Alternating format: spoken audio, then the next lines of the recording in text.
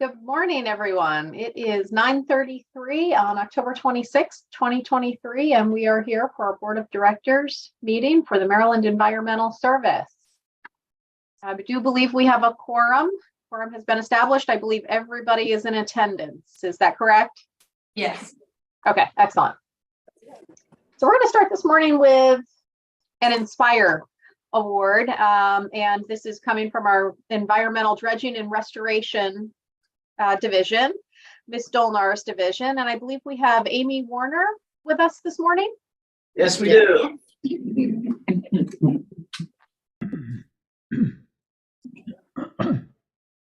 Good morning, everyone. Good. How are you?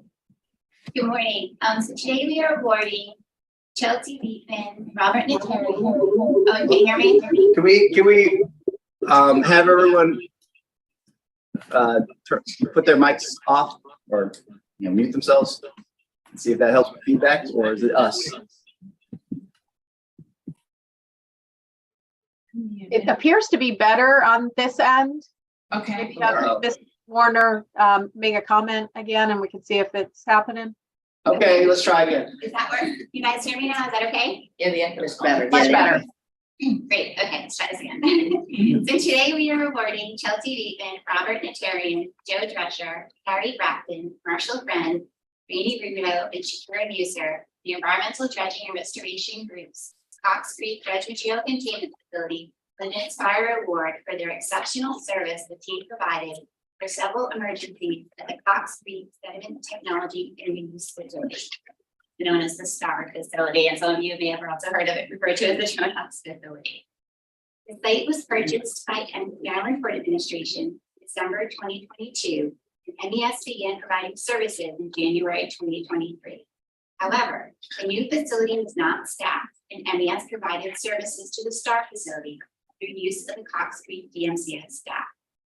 The STAR site is significantly degraded, including an aging power infrastructure and wastewater treatment plant, flooded roads and railroads due to stormwater and broken water lines, and poor water quality in the ponds, resulting in the site being listed on the EPA's watch list for multiple instances of non-compliance.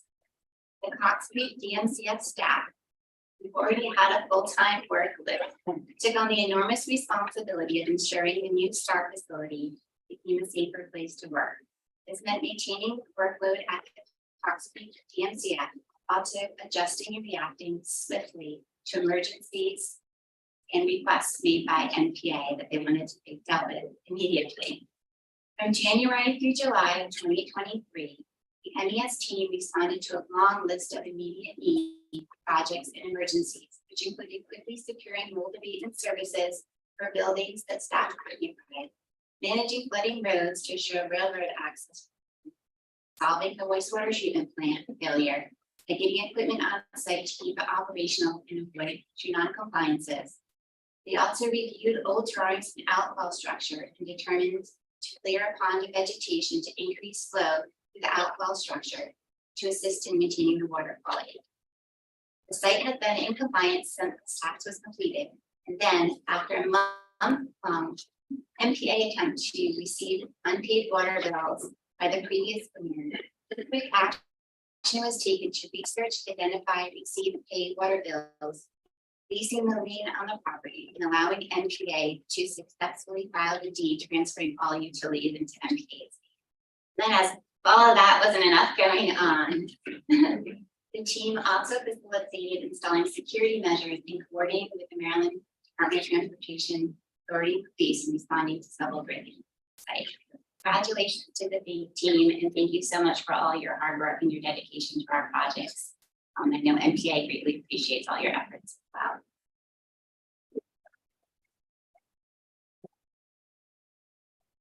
well.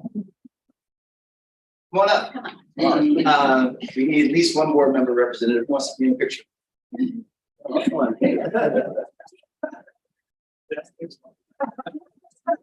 Have you on social media? Harry? Everybody got Shakira? Thank you. Marshall? Yes. Yep. Thank you, sir. Everyone knows Robert. One more? Ready? Oh, Ready? I was in. Yeah, wow. Good job.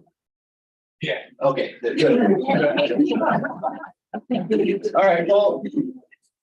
Tell us how you want us to, If you guys want to stack in a little bit more. you're gonna have to do shoulder to shoulder. You're a team, so you gotta switch. Rockhead style. Sit down. Turn. Well, I'm sure we got turn shoulders, right? That's in the center point, right here. Yeah. And then everybody turn shoulders towards, hey, no. Just one. They're doing it. Thanks, committee. That's all good. Get cozier.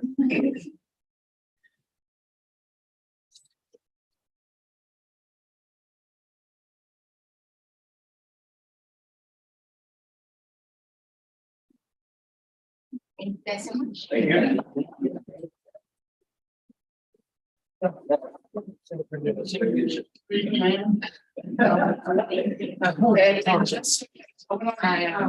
Robert, I want all you know that the MDA, the director of the group that manages this project, wanted to be here.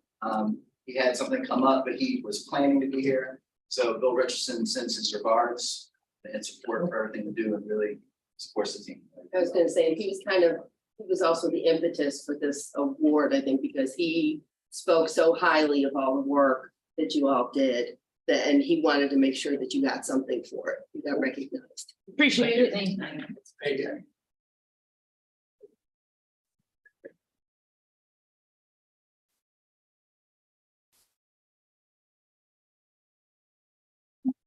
Oh, and it's up to you how long you stay aboard. We thought we'd see our coworkers. Most definitely, most definitely, most definitely. You gotta listen to me talk. Madam Chair, sorry. Okay, thank you. And thank you to all of those awardees. That was absolutely fantastic.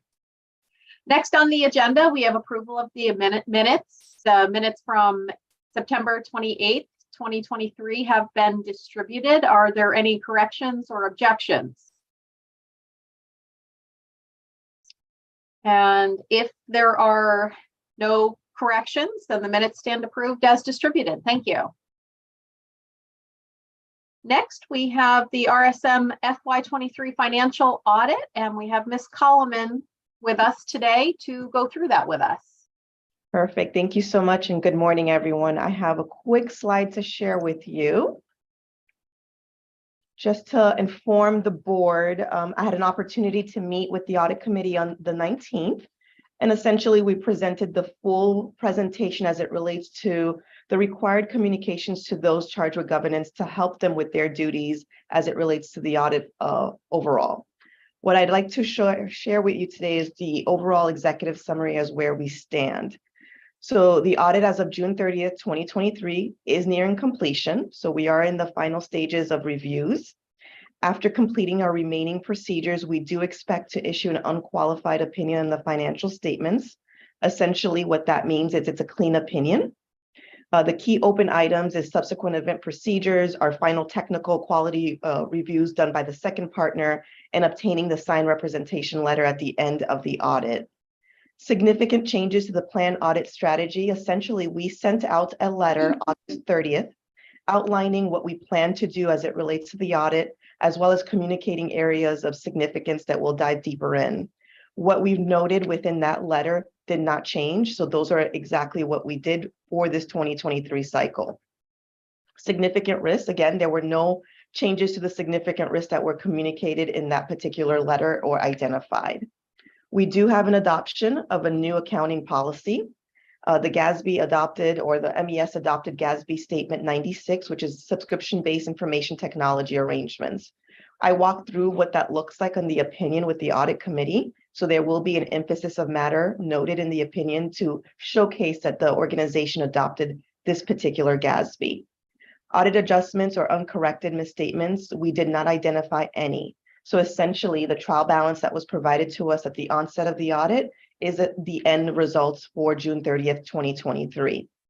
deficiencies in internal controls. We did not identify any material weaknesses or significant deficiencies that would be required to be noted within our financial reporting package during our audit procedures for the 2023 cycle. So again, we went in depth with each of the required communications in full with the audit committee, and just wanted to share with you the overall summary for 2023.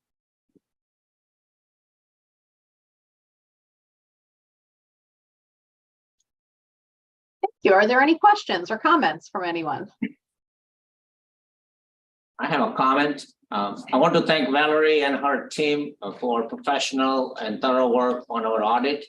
And also I want to share that this year, after a few years, they were able to come in the office and meet with us and, spend a few days.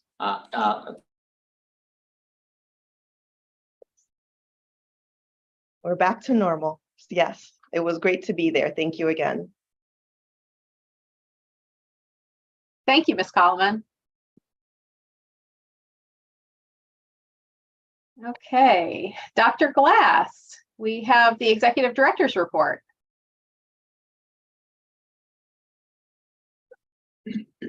Thank you, Madam Chair. Next slide. So during the period of this expense report, I incurred $60 in expenses. One of the expenses was for parking during the University of Maryland's Environmental Justice and Health Disparities Conference, for which I was on a panel with Secretary Day, Secretary McElwain, and Secretary Flora. The other expenses for Deputy Furketic and I, they were meals, dinner, lunch for me, multiple meals, and some mileage for Deputy Furketic. Next slide. Not processed yet through finance, and I'll definitely pass the microphone, virtual microphone, to Deputy Furketic in a moment. In early October, we both traveled to WEFTEC, the Water Environment Federation's Technical Expedition and Conference. Deputy Furketic is seen here with some of her other delegates from around the nation. And at the big WEFTEC side, I asked her to take a picture with me, and she did not grant me that pleasure. And that's her delegate, her co-delegate from Maryland, Larja Oaks, to her, well, to our left, looking at a picture with her right. Deputy Furketic also gave, next slide, I think it's, yes, I'll let Deputy Furketic have the floor for a second, Madam Chair. Okay, I was asked to give a presentation. Any of the delegates and the people that represent the member associations, which Chesapeake Water Environment Association is a member association of WEF.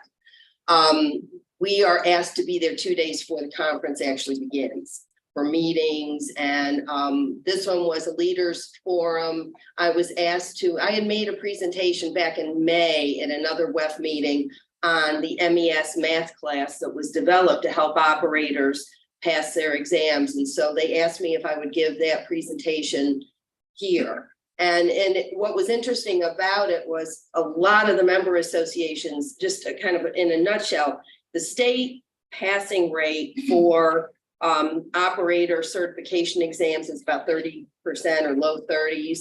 Since we instituted the math class, the MES rate has gone over 50%.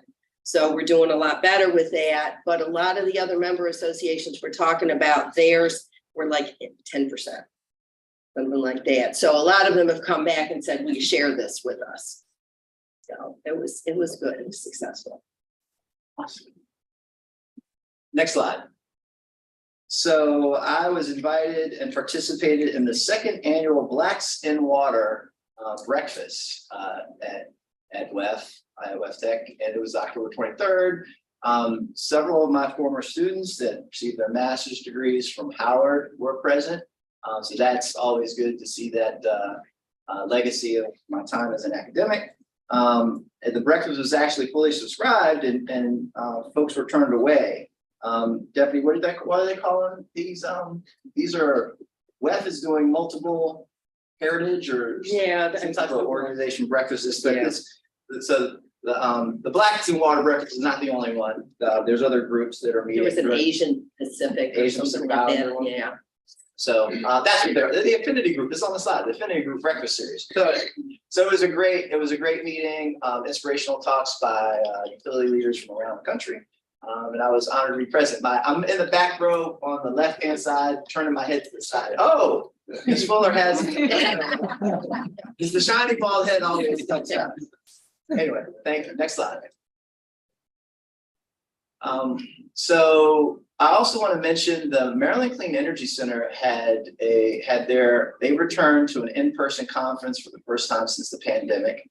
Also, and it was also at the University of Maryland, and it was highly subscribed, and I was a panel host, a panel moderator for different uses of waste to energy and value to energy that featured anaerobic digestion, biodiesel, and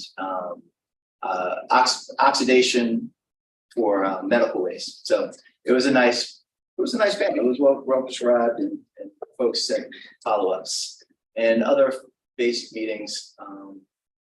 No others to highlight. This normal interaction with client partners. And those are some of the private entities that I met with as well. Internet connection stable. So recruitment season is in full swing. We had a total in September and October, we had a total of 27 college and job fair events that we've attended. We have had 3 MBE outreach events in September and October as well. In October, you saw them in the last slide, you saw Maryland Hispanic Chamber of Commerce. I had a conversation with Mr. Marco Avilla of WSP, but he is also the chairman and president of the Maryland Hispanic Chamber of Commerce. We discussed working together, and on October 17th, he shared a draft MOU partnership agreement. So this will be the first of its kind between MES. From the anecdotal information I have from the people that have been here for over 30 years, it would be the first of its kind in a partnership to state that we would go to their events, be present at their events, and recruit at their events. So this is a direct relationship to Dr. Johnson, suggesting that we reach also out to the Latino community, and it's going very well. But the outreach from the east to the west, it really does show results, and we do collect lots of resumes and follow up. And so anyway, and there's another picture from the shore, Salisbury Job Fair. So we don't advertise, we don't buy radio, we don't buy ads on TV, but this is the base of our recruitment efforts and making sure that we have strong pipelines. As I mention it every month because this is the fall season leading up to our intern application process that will start December and go into January, so that we have a nice size class of interns next summer. It just all feeds into a great pipeline for new staff.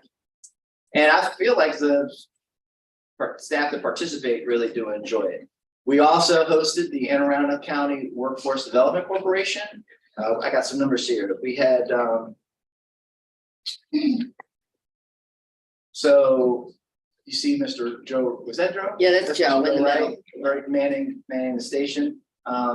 19 companies set up tables in our parking lot. We ended up having a nice day. We received 8 resumes and 3 applications have been submitted. And 1 candidate has already received an interview 2 days later on the 20th from this event in our parking lot. So the great thing about it being in our parking lot, people know where they're going and they commute as long as they're, well, depending on whether they're going to work at a site or not. So that turned out really well. I also received contact from 4 Glen Burnie High School students that want help with, they want a mentor for their climate change mitigation project for their senior year. I asked them what their expectation of time would be. And they said, not much, just email conversations and a few virtual meetings. And so I'm accepting being their mentor for this school year. They're at Cat North Votech. One part of our strategy for developing relationships is both community college and Votech high schools. And one hole that I still feel we have is that we don't have as much engagement and haven't created pipelines with the Votech high schools, where they are hired right out of high school for electrician and mechanic, et cetera. So we're working on it. We're continuing to improve and grow our recruitment and outreach. which also knows that some of the community colleges have. They do, yes. So we also, so this month, past month, we've had multiple conversations with College of Southern Maryland. They even have a, they have a term for it. No, they have all this, they have technology roles. They have a, you know, when you go and you work for someone even during the school year. Co-op, they have a co-op externship program, not just waiting for our summer. So, but we are pretty far for, if headquarters were to sponsor a co-op student, we're pretty far. So we're working on how that could happen. Hopefully, if they have someone that lives further north in their region, they could make the drive. Anyway, excellent. We onboarded, next slide. Maybe not, it's on that slide. Okay, all right, well, before I talk about Mr. Millie, we onboarded 16 new employees. We lost 5 in September. And our vacancy rate, as you'll learn later, is back below 5%. We have a strong pipeline and we'll continue on. All right, so I'm gonna read the write-up that was internally written for Mr. Millie. Top Gun, highway to the Swana Zone. So I think this is all Mr. Ford's personality. He comes up with these great slogans. Every autumn, the Solid Waste Association of North America holds one of its marquee events, the International Rodeo. This is a skills competition featuring the best of the best equipment operators, drivers, and mechanics across North America. It's not open to everyone. International rodeo competitors must qualify by finishing first or second in one of the competitions held by their local chapters. MES has historically done very well at the regional Mid-Atlantic Rodeo local qualifying event, often having 1 or 2 of our employees qualify for the international stage. True to form, Midshore's Logan Milby, qualified for this year's International Rodeo in not just 1, but 2 events, landfill compactor and articulated dump truck. This year's International Rodeo was hosted by the Colorado Rocky Mountain Swana chapter held in Denver, Colorado, my second home state. Just prior to the event, Swana informed Logan that they would not be able to offer the landfill compactor competition at this year's rodeo, and that he needed to select an alternate event to compete in. Logan, unwilling to shy away from any challenge, selected the rubber tire wheel loader event. Also new to Logan was the front loader that would be operated during the competition, a behemoth Cat 980M that features a 33-ton operating weight and 7 cubic yard bucket. The timed front loader event required operators to maneuver forwards and backwards, pick up and drop off a load of soil, and complete a bucket roll through narrowly spaced cones. At all times, the course was constrained by barrels placed a mere 2 inches from the outside of the loader's bucket. When the dust settled, it was clear that Logan had left all his competitors well behind. He achieved a nearly perfect score, 47 out of 50 points. This not only vaulted him to first place in the front loader competition, but was the best score out of all of the landfill equipment events at this year's International Rodeo. And so, welcome Mr. Milby and his boss, Mr. Freeze, up for applause. Please to rise. Is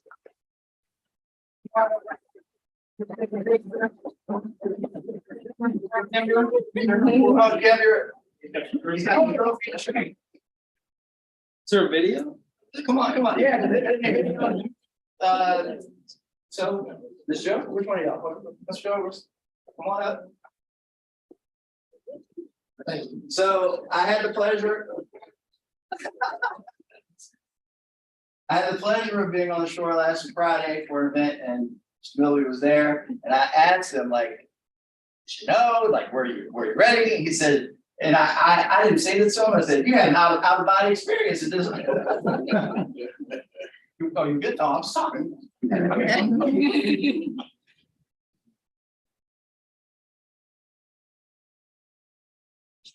Oh, sorry.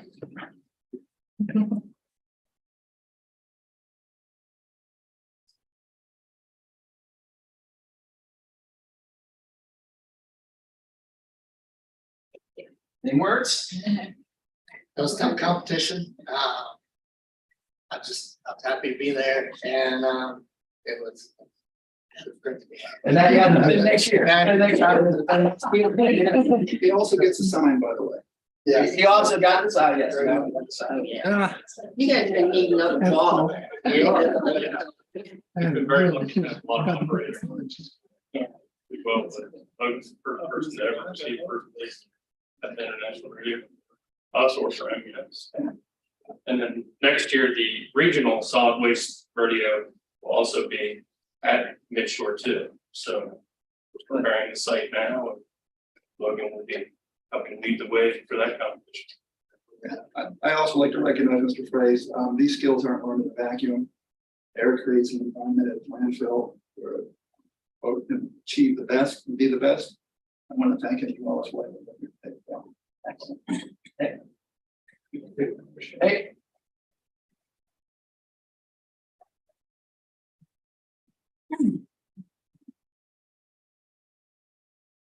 Hey, Do I see a field trip in our future for next year? Yes, yeah, definitely. Field trip to Midshore too. Will be a good lunch. Oh, there you go. Like salty. Take care. Thank you. Congratulations. Drive safely. And I think it's my last slide or last few slides. Last few slides. Here we go. So on Friday, October 13th, yes, Friday the 13th, we held our latest version of our strategic advance, our quarterly meeting of the top 40 managers, you know, the outwardly facing org chart that's on our website. My focus for the opening presentation at this meeting was to discuss leadership. A few days before the meeting, I spent some time writing my thoughts and organizing some of the principles that I wanted to share with the board and everyone, what those 5 points were.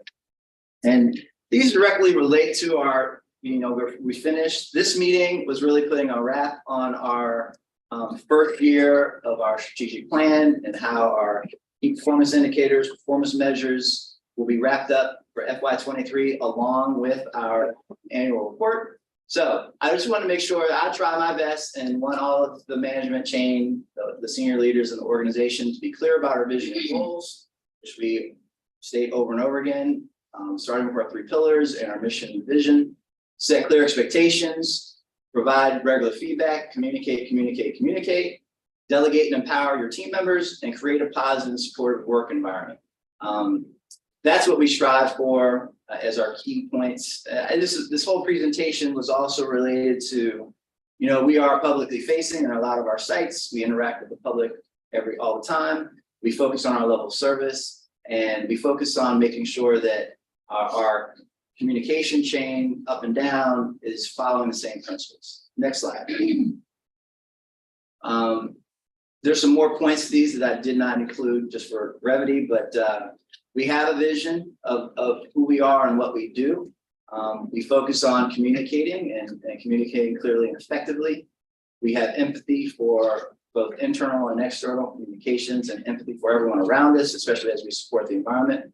We focus on accountability, setting clear expectations for ourselves as managers and our team members. We're willing to take responsibility for our actions and decisions, and we adapt. We're open to new ideas and approaches, and we're willing to change course when necessary, so that we're not static. MES has grown from 21 people in 1970 to 750 people in seats today, and that's only from being flexible and adaptable to the new conditions in our environmental operations space. So, next slide. So last month, we received I never received a letter. I actually received a letter yesterday, but there was anonymous letters sent to multiple senators, and Senator Lamb sent a letter to MES. He had several questions about our processes for anonymous complaints and whistleblower policies. So we followed up and delivered all of our policies. And in this meeting, I just wanted to go over with the managers that I wanted them to communicate to their managers. All the managers in that room have direct reports. Almost everyone that has a direct report, and manages teams and manages levels of managers. So we have, and just for the new board members that haven't been a part of the process over the last few years, we have hotlines for fraud, waste, abuse, serious mismanagement, environmental safety violations, harassment and discrimination for EEO. I'll put those numbers up. I wanted to reiterate to all of our staff that we have these policies in place. We follow them, we don't avoid them, we're open about them, and we make sure that we hear everything and we take actions when we find that it's required. So by law, by regulation, and by policy. Oh, thank you for the next slide. So we have our hotline number for the auditor, but you can push a button if you dial this hotline number. You can go to the internal auditor. You can go directly to environmental compliance. You can go to safety, and you can go to HR. Generally, as we have complaints, and whether they're anonymous or actual person that's doing it, they're separated into these buckets. Things that are fraud, waste, and abuse go to Ms. Condra. Things that are environmental compliance go to Ms. Lanigan. Things that are safety go to Ms. Lanigan as well. Things that are EEO go to Ms. Levin. And anything criminal goes to the AG's office. So this is the information that was conveyed to Senator Lamb. We have not received any follow-up questions. We have lots of investigations that go on a regular basis that deal with personnel matters, and obviously with personnel matters, we don't. Not a whole lot. Not a whole lot. We have some, and we follow our policies and procedures and the law with all of them. So anything else would be saved for closed session. We don't have anything after. I have nothing else that needs to go to closed session, but I just want to make sure the board was aware of the letter from Senator Lamb, and that we responded to his requests and have had no follow-up.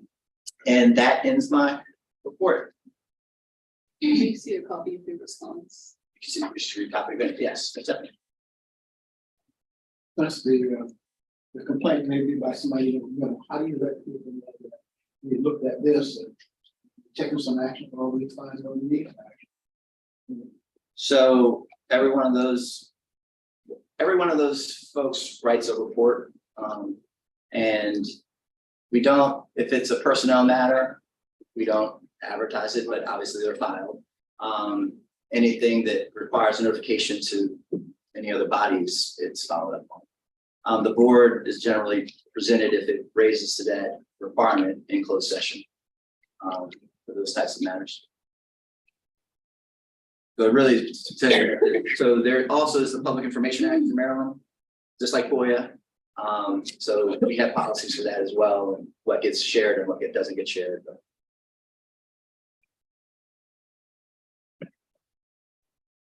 Thank you, Dr. Glass. Next up, we have the new business report. These are the accepted proposals since our last meeting. Everybody can take a look at them and feel free to comment or ask questions if there are any.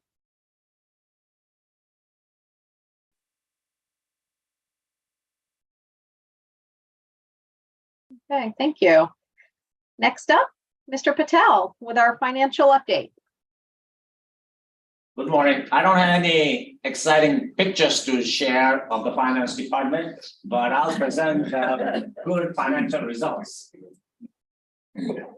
If you see here the labor sales, this year, the labor sale, this is the first quarter is finished now as of September 30. Our actual fiscal year 24 labor sales as of now is 9,551,000 versus actual last year at this time was 8,318,000. So it is 14.82% higher than the last year. I want you to note that the average salary increase was 4.5%. So having the billable labor increased by 14.82% has not only the salary increases, but increased billable hours increase also, which I'll present in the future slides there. One of the things I want to mention, all the groups, billable labor is higher, but technical and environmental service is 30% higher this year as compared to last year. Now, this is preliminary results, for 3 months, and hopefully, if it continues like that, that will be really good. But it's still a significant increase in billable labor in just one group. Next slide. So this is a comparison of fiscal year 24 versus last year for 3 months ended September 30, 2023. The labor sales, as I mentioned, is up by 14.82%, which translates to 1,233,000. Billable hours are 303,156 as of this year. Last year was 280,221, which is up 22,935. So billable labor hours has gone up 22,000 this year alone. So this is 8.18%. If you look into the overhead section, our overhead recovery is up by 445,000, which is 11.53%, and it is directly in relation to increased labor, billable labor. Overhead expenses are down and about 3.81%. So the overhead variance, which is the difference between overhead recovery and overhead expense, is up by 574,000, which is a good news. Now, I want to remind that, this is like a 3 months trend. Sometimes there are timing difference between previous fiscal year, this fiscal year, but hopefully it will continue in a good trend, and you will see in the next slide, the future estimate for the year-end estimate based on our current results, and it is good. The fringe variance, usually we don't count that as a significant matter in our financial results because the fringe cost is variable. We get extra holidays, depending on what people take the holidays in. The health insurance premium will go up January. So considering that, the fringe, but it is still on a good trend right now. And fringe variance is increase of 261,000. Working capital is the 3% we charge for the project that does not have an advance. That also goes in direct relations to the billable labor. So working capital is up 15.31% as of now. The project variance is the most significant part of project variance is used oil sales. And used oil prices are varying, but we are doing very good as far as the project variance is concerned. The other this year is 546,000. The most significant part of it is the interest income. And it is predicted that the interest rate and our treasury yields will stay higher rest of the year or maybe even the whole fiscal year. So we are doing very good in the interest income. So increase in net assets is the bottom line measure. And as of now, it is 2,260,000 compared to 1,103,000 last year. So it is significantly higher by $1.1 million. If you see in the last line, the revenues are lower than the last year. Last year, as of now, was 39,928,000. This year is 37,845,000, decrease of 2 million.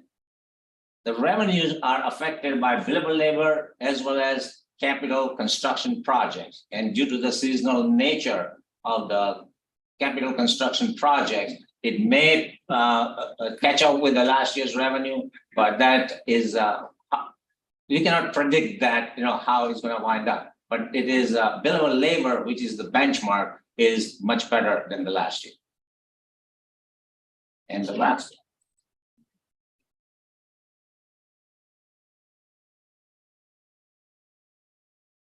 So based on the results, financial results for 3 months, the first quarter, we have projected the full year estimate.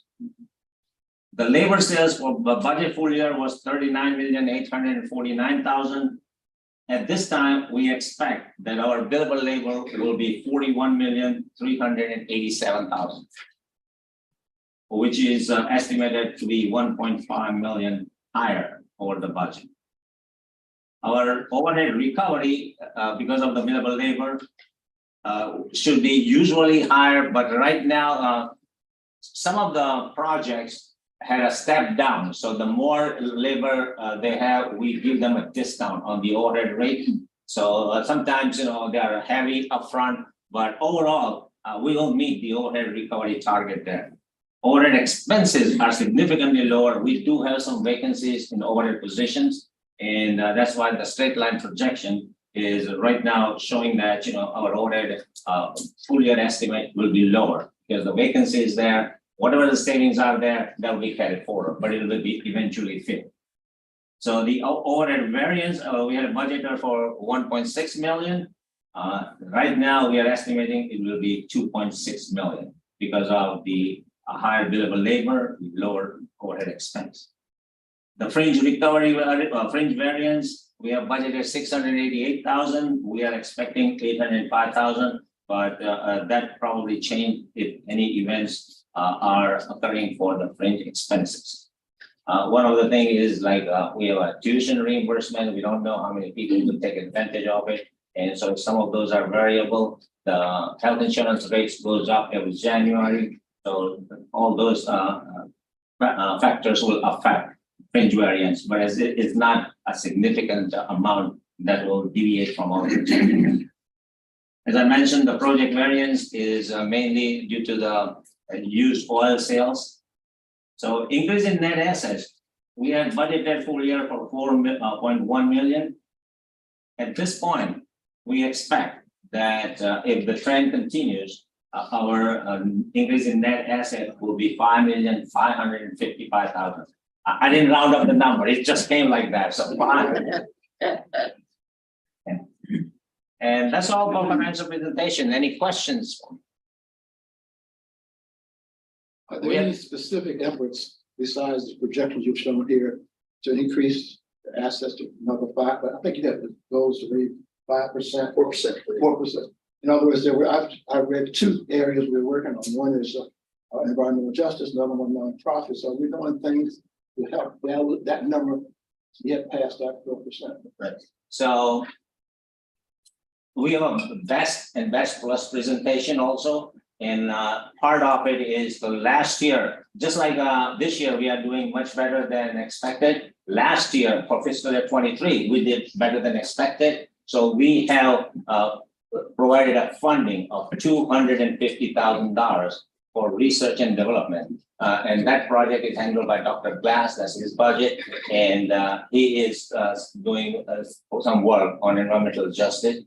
Also, in the last board of directors meeting, I presented and board approved acquiring 12 new vehicles because, our, so all this, we are keeping a balance on what assets we need and, like the research and development that we think, and then there is a contingency that will be a part of the presentation for BEST also. We have increased the contingency fund.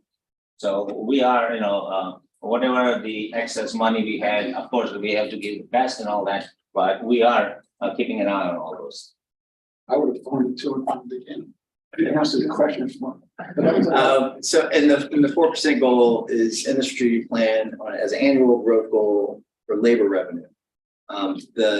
As alluded to capital, and there may be major changes in the way the capital is rolled out in the state over the next couple of years. We really don't have control over that. It wouldn't be a performance measure on MES. So we shouldn't claim it when it's good or claim it when it's bad.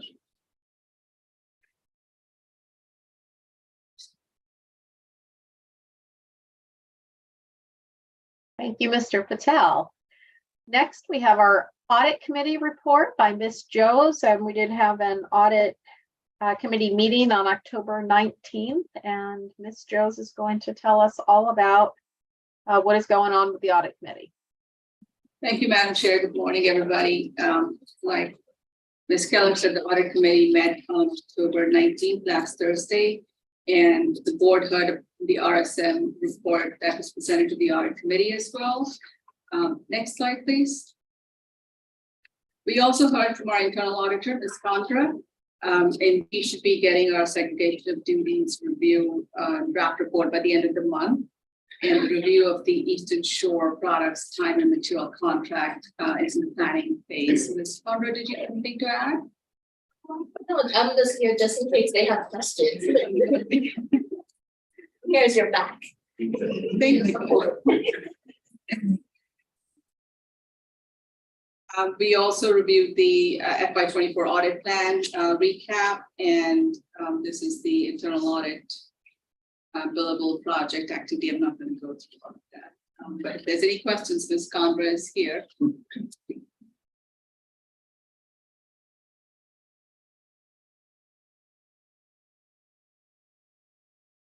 So I guess we had a billable revenue generated of $28,000. The FY 25-26 risk assessment will be starting shortly. And I think it's on. Yeah, I wanted to say a little bit about the billable project based on finance.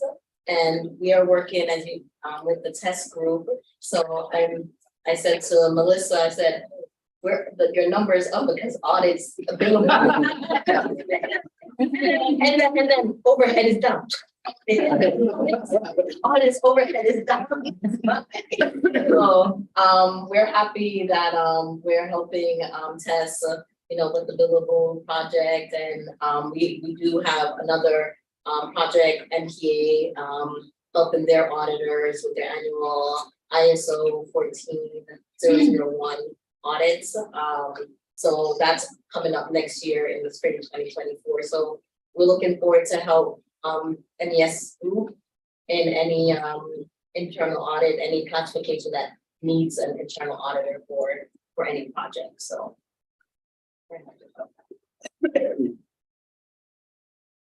Thank you, Madam Chair. That concludes my report. Okay, thank you very much. Are there any other questions before we move on? Excellent. Next, we have the Human Resources Report. We have Ms. Betalion here to walk us through that. As of today, there are 757 active positions, and there are 33 vacant positions, resulting in an agency vacancy rate of 4.1%. Next slide. October 2022, the vacancy rate was 6.9%, and as of today, it's decreased to 4.1 with 33 vacancies, and so it's definitely decreased, and we have 12 more positions in 2023.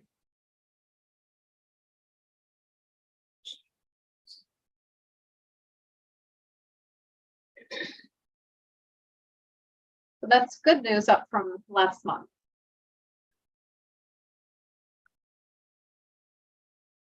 Any questions? Okay, thank you. And next we have Mr. Patel again here to talk about the Best Plus and Executive Incentive Program.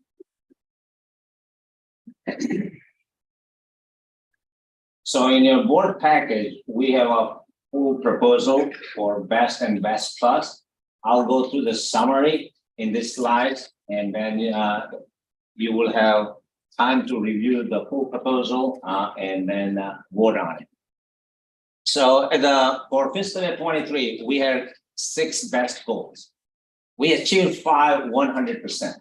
One goal, the environment, is 99% because if I'm not mistaken, one of the grants for environmental project was not submitted in fiscal year 23. We were working on it, but the complexity of the grant took some more time than what we expected. And I think it is submitted in fiscal year 24. It's gonna be, yeah, I was gonna say it came out late. That was the part of the problem. Yeah. So it has, I think EDR is working on it now if they haven't already submitted it. So we did start on it. So that's why one of them is 99%, but all other goals for all other criteria are fully met. Next slide. So every year we have, I present the financial results, and then these are the components that makes the best funding. So fringe variance was $237,000 in fiscal year 23, which is the difference between fringe recovery and fringe expenses. Overhead variance was $3,188,000. Project variance, working capital and equipment fund, net earnings were $1,485,000, and interest income, which was the biggest contributor, we didn't have it for years, was $662,000. So these are the components by board resolution which makes up the best pool. So the total best pool for fiscal year 2023 was $5,572,568. As I mentioned earlier, when we have a significantly better results than the budgeted amounts, we have some provisions. There's a board resolution that the contingency fund should be 5% of the last 3 years of average revenues. So as the revenues go up, our contingency fund has to go up. So out of 617,000, we have put 367,000 in contingency to fund to bring it up to 5%. And we have put 250,000 in research and development. So we have a best pool of 5,572,000. We withheld the 670,000 for those purposes. Usually when the board approves the best, one of the requirement is if you see in the resolution, there's a specific date. So if the employees leave before that date, they do not get the best plus bonuses. So we always have some money left over from the previous year. So we have 80,000 left over from the previous year. So the total best pool for fiscal year 23 is $5,036,333. So these are the components, what we have put it as a reserve, and now the total best pool is $5,036,000. Next slide, please. So we take the, we have met 99% of the goals. As I explained to you, one goal wasn't met fully. So total best pool is $5,036,303. We take out FICA and 401k from the top of that because we will have to pay. When we did give the best, we will have to pay these taxes and contribute to 401k. So the net best pool amount becomes $4,434,000. The best amount out of that is 53.62%, which is $2,700,603. The board resolution requires that we have at least 40% there to allocate to best, of the best pool. But we are allocating 53.62%. Best per employee is $4,200. That's what we are recommending, and we'll go in the further slides, which compares year after year. The best plus amount, which is requirement, the board resolution is 20%, but we are giving 30% in best plus, which is $1,516,000. The best plus amount is given to executives and the managing directors based on the salary of the employees who are eligible for best payment. So there's an equal distribution of it. And the managing director, depending on the performance of the employees over the past year, will give best plus in addition to best to certain number of employees. And the executive incentive payments is 4.33% of the total pool, which is $218,000. We were missing one executive, one managing director, and the rest of the other managing director were present the full year. So we didn't have to prorate anyone, but that is how the best, the executive bonus is given, which is the 15% per board resolution. How did you determine the allocators? The 53.62, the 30.11, and the 4.33. So we, the first one we go is our financial results are better than the last year. We gave 4,000 best. So this year, we decided that we're going to give them a little better because the employees did much better for the billable labor.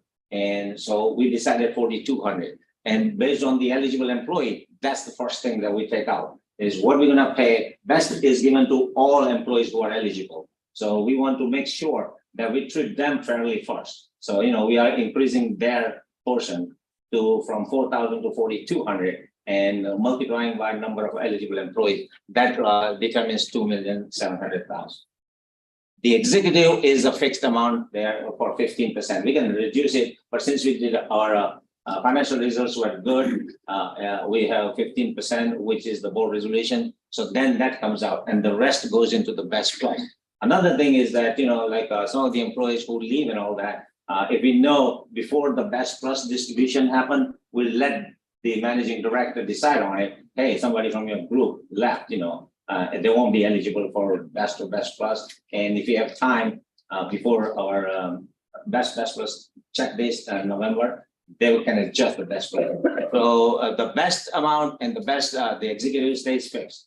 Only thing that will change if you have this additional money because employees leaving, it will be adjusted to the best plus. That's how the amounts are determined. All right. So here is the chart for last 5 years. If you look at the best pool, it went from 2 million to fiscal year 23, 2.7 million. That's just the best, that is the except the executives, everyone else gets the best, equal amount. The 19 was 3,000, and then fiscal year 22 was 4,025. And as I mentioned, our financial performance were better than fiscal year 22, so we decided to give 4,200 to the employees for best. If you look at the last line there, total billable labor from 36.7 million, it went to 40.9 million. If you look at all the years, that's the highest billable labor we had. So that's why we were able to give more money to the best, more money for the best plus. So this is the allocation for fiscal year 23, 4,200 per employee. And the best plus last year was 1.4 million. It's 1.5 million this year. So in the final, the resolution that you will adopt, or if you approve it, then those are the fiscal year 23, which I'll go into the detail for the resolution language. Any questions so far? All right. So let's go to them. So you have a full proposal in your package. What is here is the summary of it. So in recognition of the efforts that the service employees have undertaken to carry out their duties and maintain the critical mission activities of the service and achieving service's best goal, it is recommended that the board authorize a best payment, best plus, and the executive incentive. So before I go into that detail, as we mentioned, we are increasing the billable labor, we are taking more projects, and the customers are extremely happy with our work. So we will ask board to vote on the recommendation of what I just presented to you, which will be the 2,700,203 for best payment, which is 60.89%, which is 4,200 per employee to be paid November 20th. And the 1,560,203 for best plus, which will be paid November 21st. That fund will be allocated to executives and managing directors, and based on the performance, extraordinary performance of certain employees in their own group, they will award the best plus amount. In no case, any employee will get more than 50% combined best plus best plus. So that's the limit on it. Yeah, but usually, historically, every employee that is performed above and beyond, will get best. But you cannot give it best plus to everybody. So that will be decided by the managing directors. And the 218,162 is for executive payments. That will be paid along with best plus on November 21st. So in your package, you have a full language of it, and that's the proposal.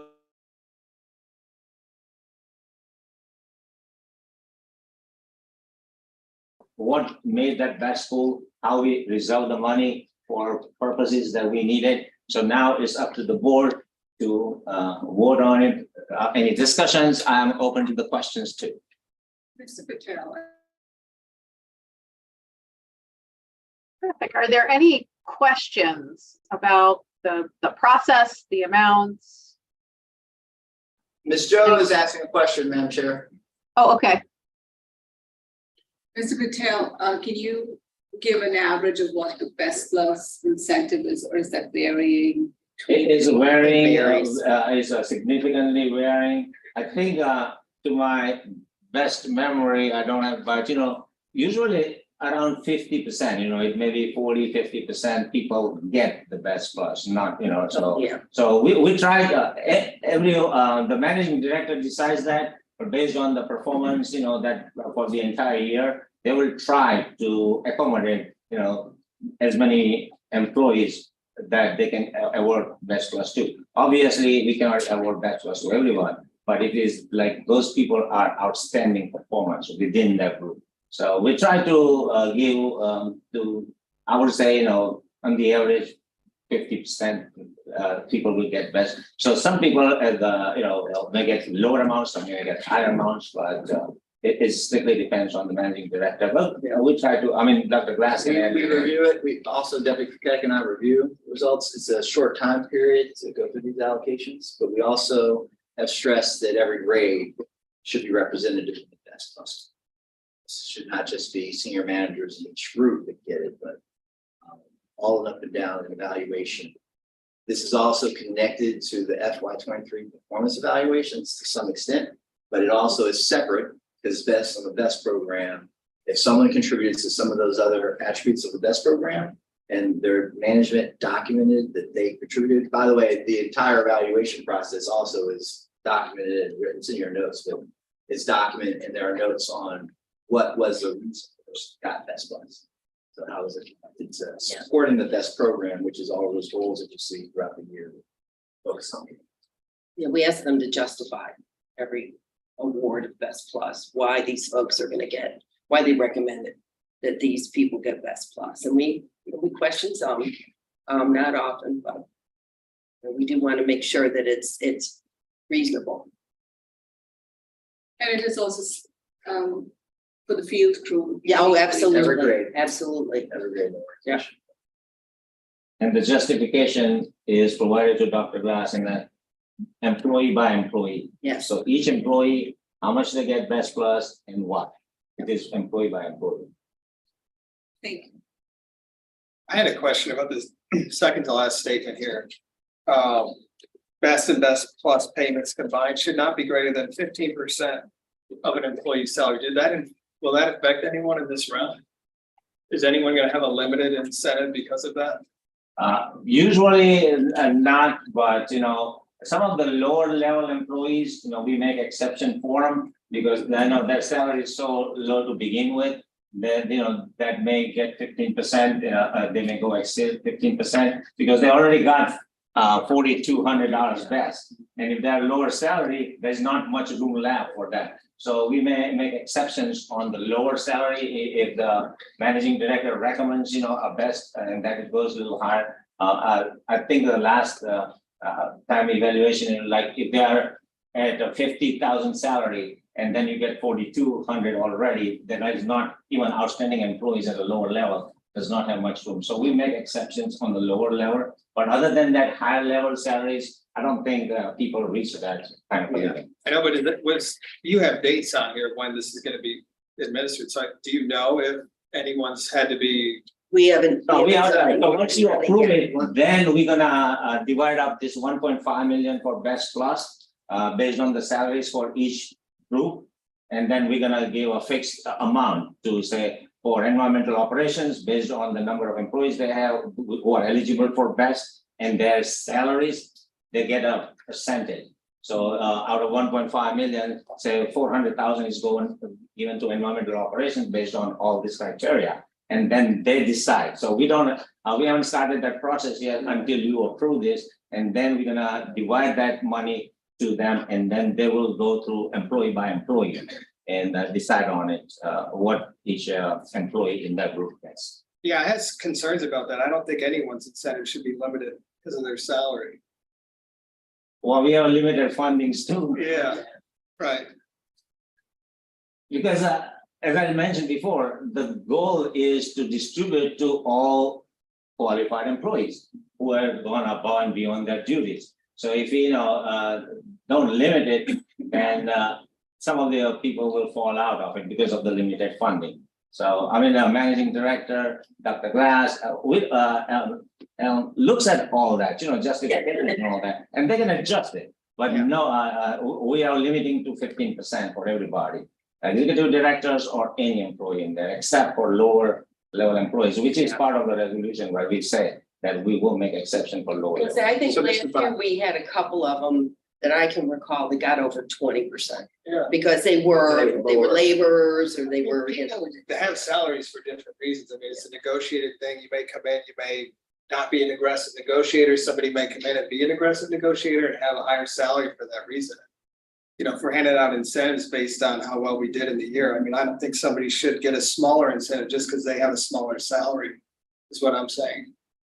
Right, so we make exceptions on, certain level of employees, but I don't recall that we're gonna make exception on any higher level employees, because number one, higher level salaries, they are fairly compensated, and their job duties are complex, and their responsibilities and accountability is separate, So when we do that, they take into consideration all of that. I don't think, because of limited funding, we have to have some restrictions.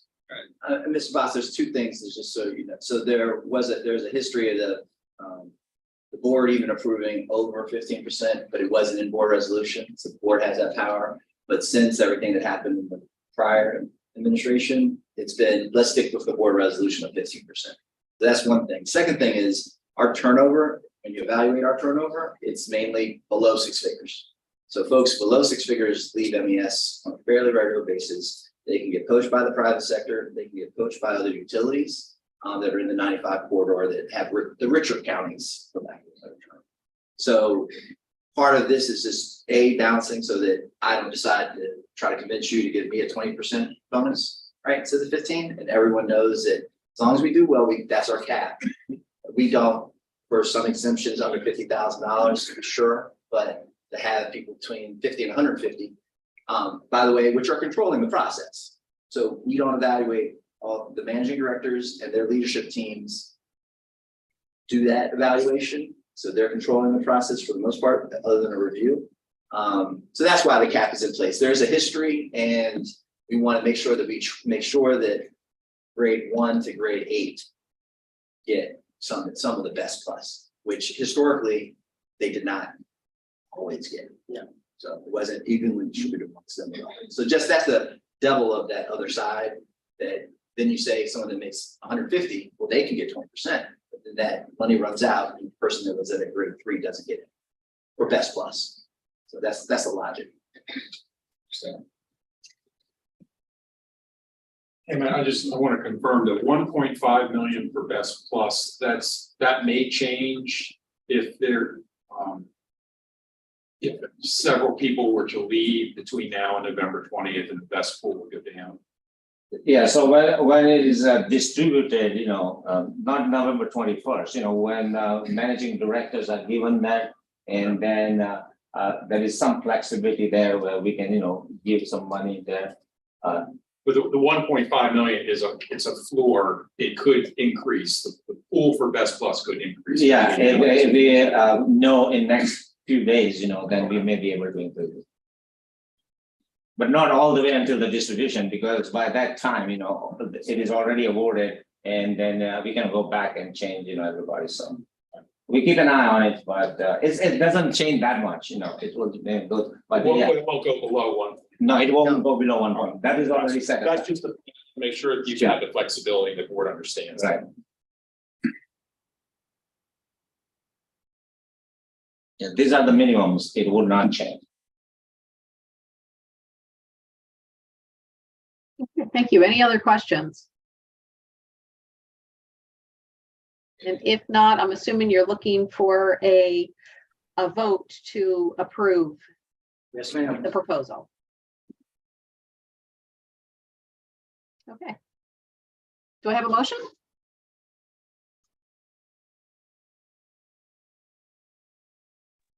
So I'll be Okay, second.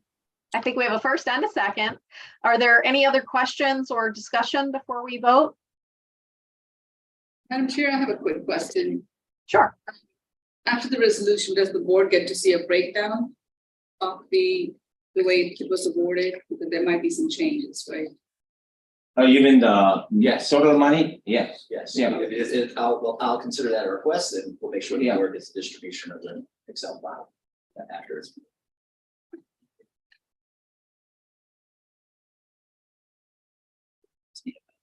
Okay, so there's been a motion and a second. All those in favor signify by saying aye and raising your right hand.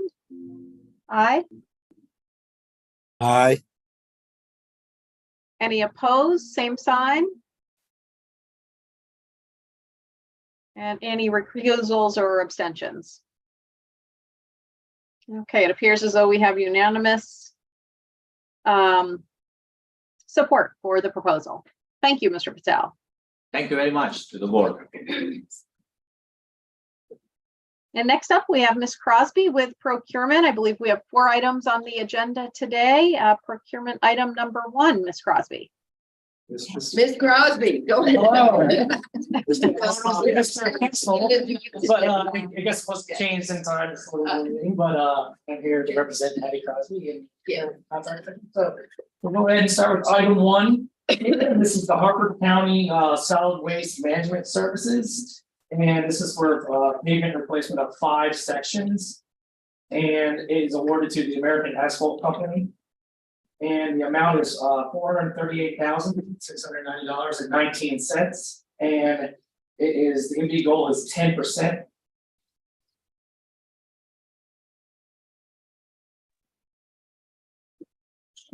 Okay, and the MBE goal I see is a lot lower than our overall goal. I assume that's based on the particular project and what is available. Yeah, correct. Yeah, this is a cooperative agreement with the Harford County. Their goal on their contract was 10%, and we're meeting 10% as Okay. well. Okay, thank you. May I ask a question? Yes, please. So am I understanding correctly that our 10% goal is strictly based on Hartford's 10% goal? Not exactly, no. I mean, I think it's also different parameters. And I guess when Tim Barnes and everyone is reviewing the MBE, what we can get. But we know that the 10% goal of Harford County is what they achieve, and we can go higher if we wanted to, or I mean, I guess the group would probably. It's also based on the work.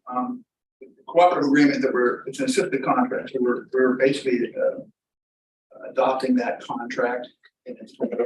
But the work itself is heavily weighted supplier for asphalt, the opportunity for MBE participations in transportation piece of the trucking piece of it. So it's limited based on the type of work that's being done as well. Primarily, this is again an assisted contract with the county provider, and it is a county site owned by the county. We're working with them on it. Okay. All good, Mr. Treasurer? Yes. Okay. The procurement item has been briefed. Is there a motion? So I believe we got a first. I think we got 2 firsts. So do we have a first and a second? And have we identified who said what? I'll give Mr. Botts the first and Mr. Witt the second. Okay, excellent. Any other questions or comments? Okay, all those in favor signify by raising your right hand and saying aye. Aye. Aye. Any opposed? I'm going to abstain, Madam Chair. Okay, thank you. And so we have approval.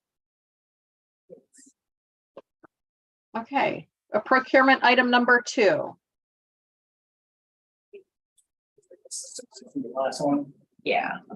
Yes, I think there's a lot of So here's item 2. It is general labor for Prince George's County Materials Recovery Facility. And there's this labor force for recycling, sorting, and other general labor. And this was done as a competitive sealed bid, and the estimate is 1.6 million. And the MB goal is set to 30%.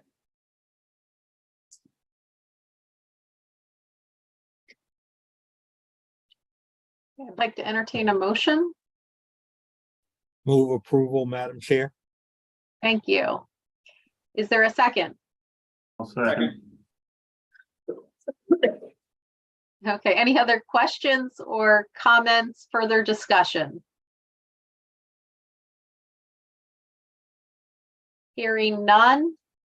All those in favor of moving procurement item number 2, please raise your right hand and signify by saying aye. Aye. Aye. Any opposed? Anyone abstaining? Okay, it is approved unanimously. Number 3. All right, item 3, this is Prince George's County Organic Composting Facility. We are purchasing a CBI 6800 horizontal grinder, and it is with Groff Tractor Mid-Atlantic, and the amount is $716,707. It's a one-time purchase, and no MB goal except for this purchase of this tractor. Grinder, I should say.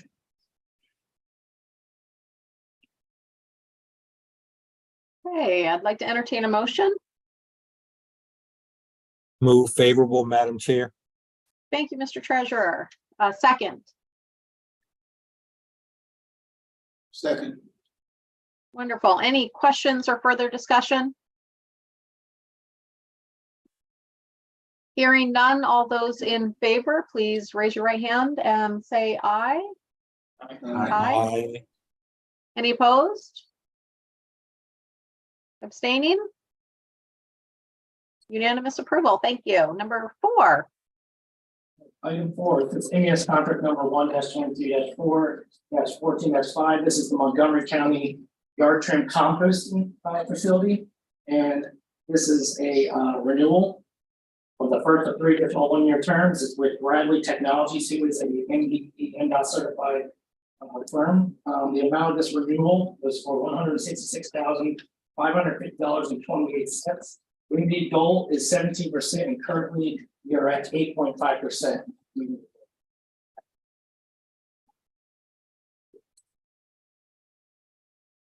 I had a question. Yes. So this competitively sealed bid, and the goal is 17%. How much did the MBE number factor in versus the price on this contract? And did we have bids that had a higher MBE percentage than this? To be honest,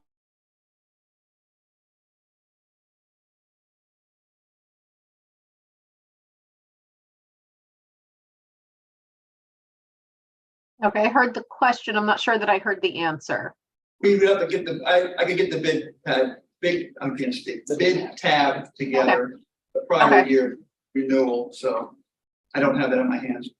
Okay, excellent. Mr. Botts, any further comment? And I believe Mr. Treasurer had a. Yeah. So as the notes state, the reason why they're currently meeting the 8.5% is because they're a self-reporting MBE. They are, we are attempting to cure them and to make sure they meet the other 8.5%. We're going through that process. It is security, which is why we are attempting to extend it. But we are in negotiations with the contractor over this underattainment.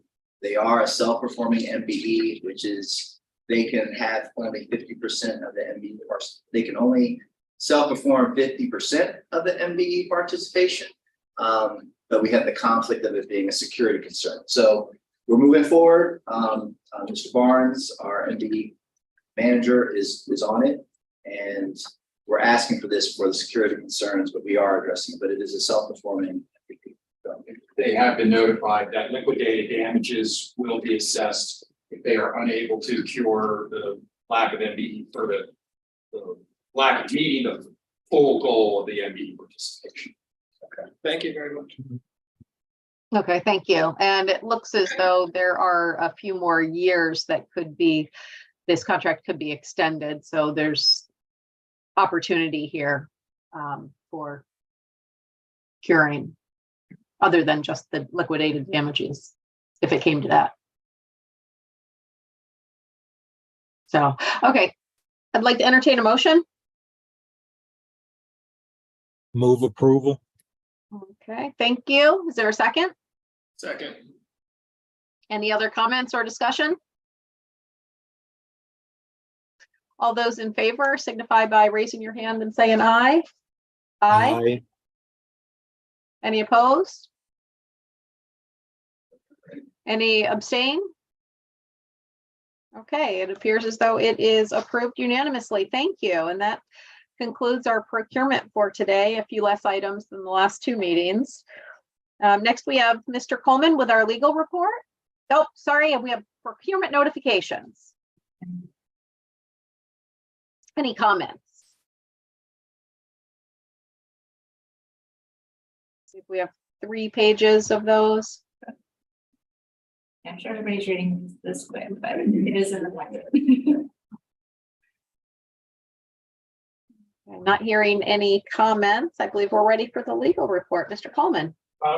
Just that we continue to be extremely busy with a number of matters that we previously briefed the board on, as well as continuing for us to provide advice on the many procurement and personnel matters that you've already heard about today.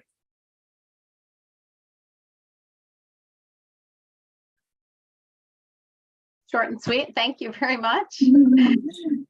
Group updates. We're going to start with Ms. Slatnick. Thank you. I'm gonna jump up here, so. Yeah, be closer to the microphone. Thank you. Today's update for TES is on the Resilient Maryland Revolving Loan Fund. That's a mouthful.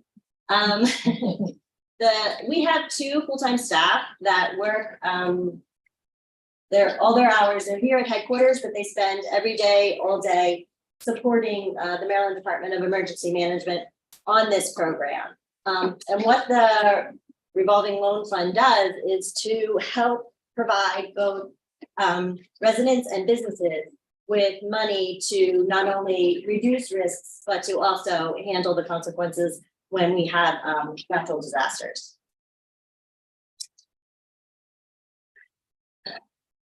Yes, please. Okay, so the RLF program, the money comes from FEMA, and the program is implemented through both the STORM Act and then the Infrastructure Investment and Jobs Act. So the acts provide the programs and FEMA provides the funding, and then the purpose is to give the loans to both residents and businesses to take a look at not only resiliency, but also against protection of natural disasters. Okay. The types of projects that are covered under the revolving loan fund are, your typical disasters: drought, storms, hurricanes, tornadoes, wildfires. But of interest is that the act can also provide loan funding for low impact development, conservation areas, wildland urban interface management. So it has a broad range of abilities to provide this funding where needed. Okay. This is an interesting graphic. This is just from 1980 to 2022. This is disaster funding for Maryland. You'll notice that the purple triangle, I believe that's Isabel, but there has been a significant rise in the billions of dollars required to mitigate the impacts and provide protection for these natural disasters.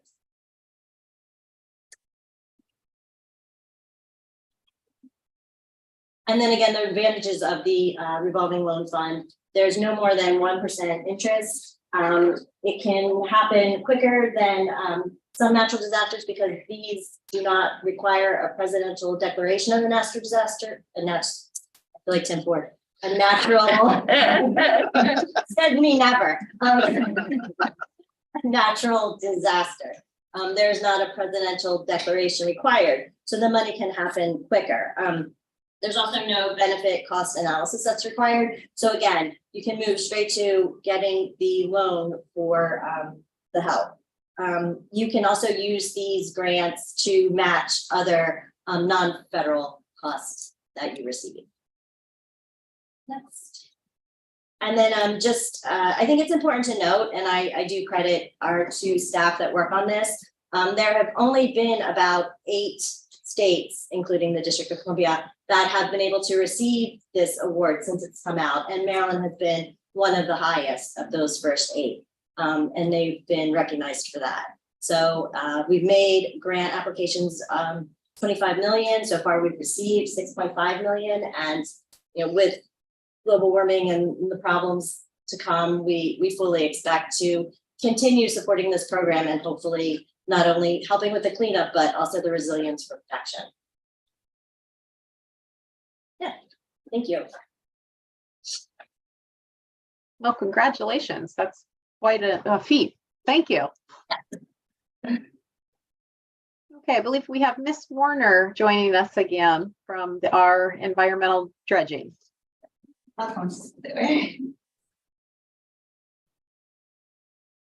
Okay, yeah, so today's EDR update is on the Port of Baltimore Diesel Equipment Upgrade Program.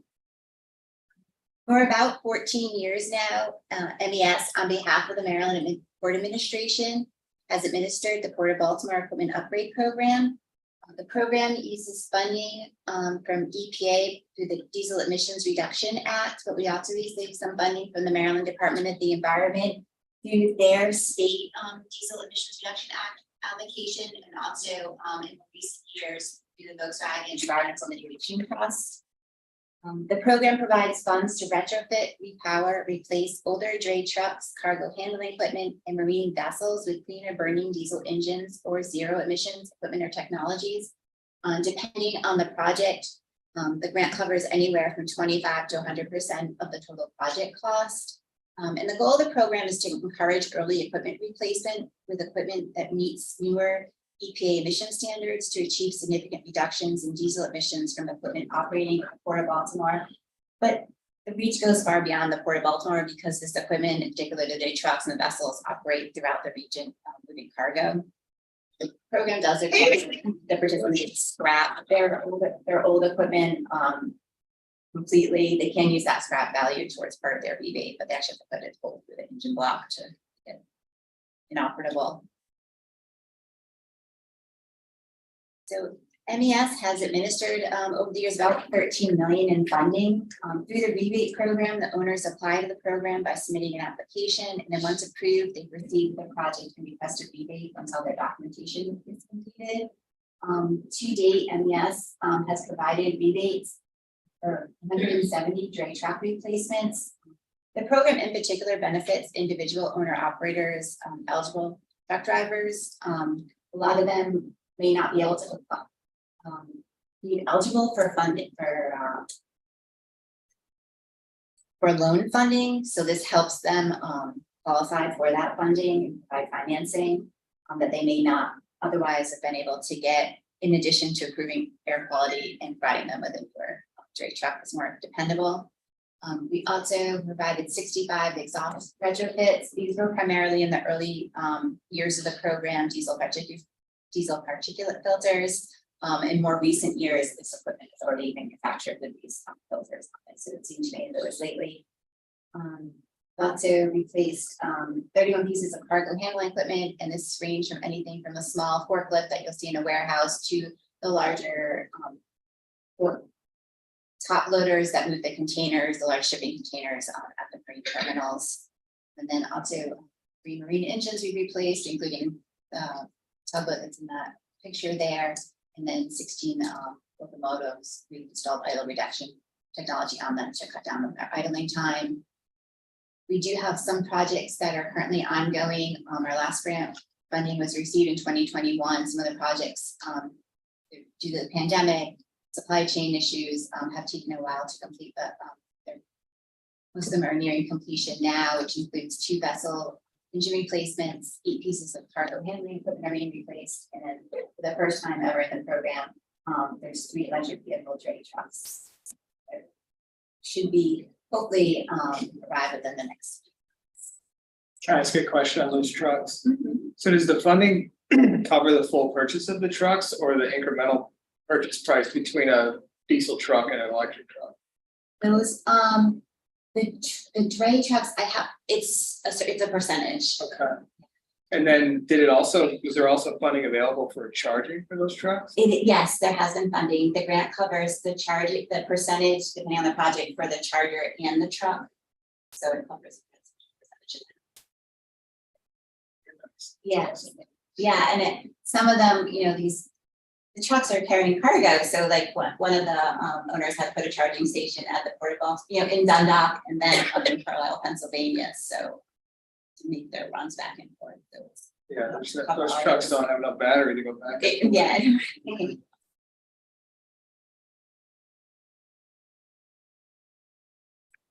So, as I mentioned previously, all of this work is done through grant funding. So we need funding to sustain the program. We have a couple of future funding opportunities that we're working on now. The first is that the Maryland Volkswagen Mitigation Plan that was prepared by the Maryland Department of the Environment included $2 million for the dray truck replacement program. MES received the first phase of that funding in 2019 for about $500,000. So we're anticipating by the end of this calendar year to execute our agreement with MDE for the second phase of that funding, which is about $1.5 million. So that will help sustain the program for probably a couple more years.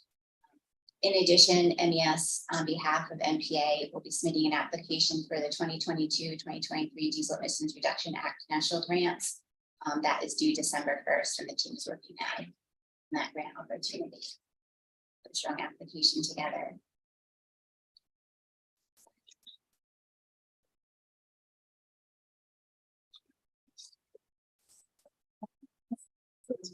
That's all I had. If anybody has any questions for additional information, we have a website set up, dieselupgrades.org.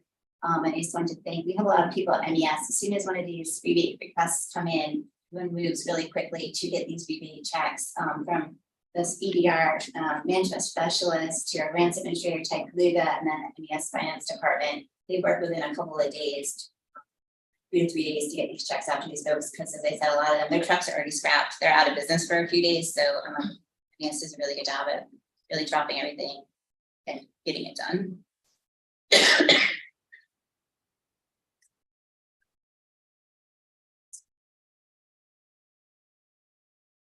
Thank you, Ms. Warner. That is fascinating. Are there any questions? And if not, it looks like Mr. Barr, you're up with water wastewater. Thank you very much. Before I talk about, I'll tell you about how it came about. Over the last few months, Dr. Glass has sent me emails and talked to me in a hall about innovative technologies, notices that he's received. And his question is, Tim, can we use this?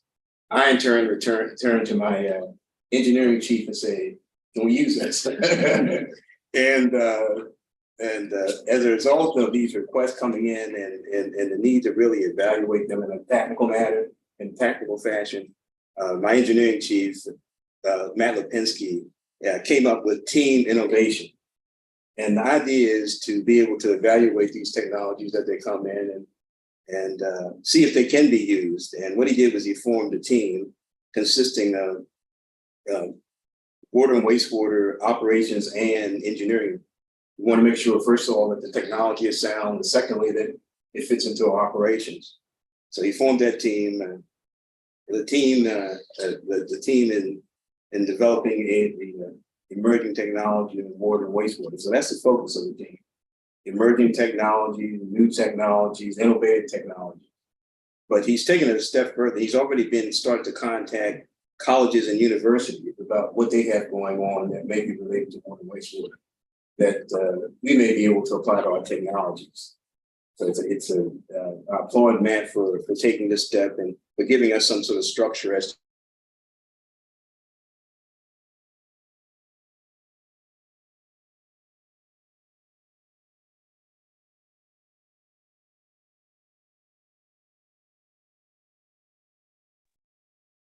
okay. It So I have moved to on.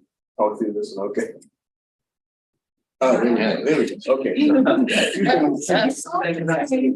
That's unstable. Okay, as a result of these initial contacts, a couple of things that were developing strains for algae that will consume nutrients and wastewater. Essentially, you can see the some of the algae. And you used to be worried to see some fish the algae. And we're also looking All at. right, hold on, it might have been Okay, disconnected. we can go back to the. Is everyone still there? Yes. Okay. So, and we're also looking at microbial fuel cells that can generate electricity from wastewater. So that's something else that we're looking at. If you've been to any of our treatment facilities, next slide, please. Shut it now. If you've been to any of our treatment plants, you know that we have a lot of open area for tanks. But one of our treatment plants, our Cambridge plant, actually has a pond that we discharge to. And we're looking at the possibility of actually putting floating cellular panels on these ponds. So that could be solar panels on these ponds. Obviously, advantages, they can produce power, they can contribute to lowering the cost of the facility, as well as because they are coverings for the pond, they could actually reduce their algae blooms. They actually have to do both things. So those are just a couple ideas that we're looking at. I'm sure there are going to be many more coming down the pike. And my last note here is, why do we do this stuff? We do it so we can serve our customers better. Any thoughts or any questions?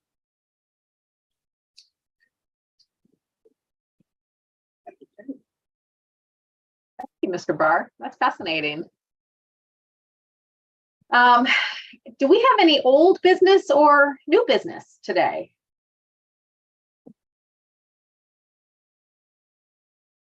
And if not, we have two announcements. The first being that the next meeting is Thursday, November 16th at 9:30 a.m. Again, a hybrid meeting as usual. And the second announcement is that some members of the board will be attending a site visit to the Prince George's Material Recycling Facility this afternoon, but no official business will be conducted and the site visit is not subject to the Open Meetings Act.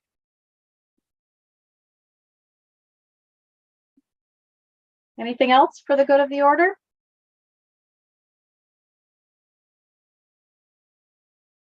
And if not, we can adjourn. Have a great day. Thank you, everyone. It was good to see everybody this morning. Thanks, everyone. All right, we're not live.